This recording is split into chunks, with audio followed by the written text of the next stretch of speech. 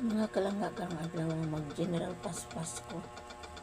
Ibig sabihin nga langga kaning tanan nga mga items na karon ning pang ning pangpaspasan pang kuhaan na nila o mga alikabok kay magsawi man nila kuag alikabok mga kalangga mo na nga karon ang kuan ni ang trabaho karon magpaspas ko karon dini tanan-tanan nga mga staff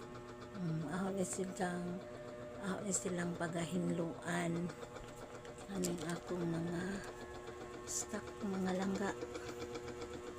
Ayan yung mga stock.